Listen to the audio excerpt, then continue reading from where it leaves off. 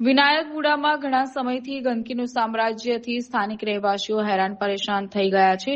Ward number 11માં આવેલું વિનાયકપુરામાં ઘણા સમયથી ગંદકીની સામ્રાજ્ય થતા વિનાયકપુરા પર અનેક રજૂઆતો કર્યા બાદ સમસ્યાનું નિવારણ નથી આવતું, જેથી વિનાયકપુરાના લોકોએ આજે પોતાની સમસ્યાને નિવારણને લઈને મીડિયાનો સહારો લીધો હતો. આગામી સમયમાં સ્થાનિક સ્વરાજ્યની ચૂંટણી આવી રહી છે, ત્યારે બીજી તરફ 5 વર્ષ વીતી ગયા બાદ પણ કોર્પોરેટરો દ્વારા કામો નથી થયા, તેને લઈને સ્થાનિક લોકો હેરાન પરેશાન જોવા મળી રહ્યા છે. અમારે આ સમસ્યાનો નિરાકરણ જોઈએ છે, બીજું કશું જોતું નહીં એ લોકો જોડે.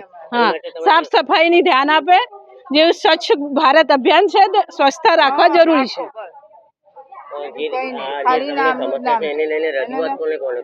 ઠેઠ 11 નંબરમાં વિડીયોથી લઈને ફોટા બધું બતાવ્યું હતું.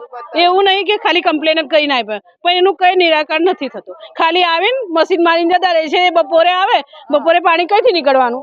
સવાર સાંજ આવે તો ખબર પડે એ લોકોને કે પાણી કેવું નીકળે છે. નદીની પેટ પાણી વહે છે. પછી ઘરમાં 24 આવે તેલો ઉનાળાનો ટાઈમ આવે, માણસ 2 મિનિટ બહાર નીકળે. આ ઘરમાં 24 કલાક નાના રૂમમાં રહીને કેટલા ટાઈમ સુધી માણસ રહે?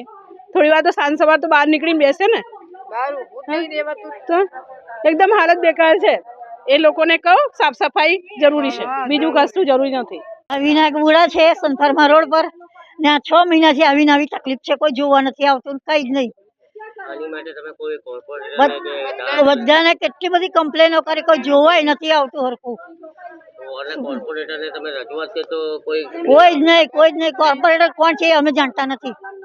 આગામી સમયમાં સ્થાનિક સ્વરાજની ચૂંટણી આવી રહી છે, તો તમે વોટ આપશો? કોઈને નહીં વોટ આલીએ અમે, કોઈને નહીં. અમારો કોઈ વોટ નહીં મળે. વોટ જોઈશે ને ત્યારે બધા આવશે, પછી કોઈ જોવાય નહીં આવે.